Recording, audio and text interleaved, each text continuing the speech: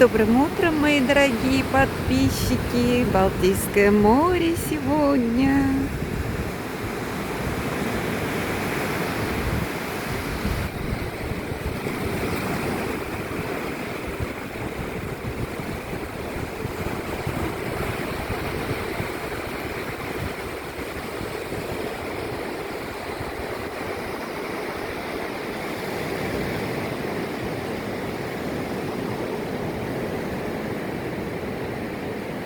Маяк видно отсюда.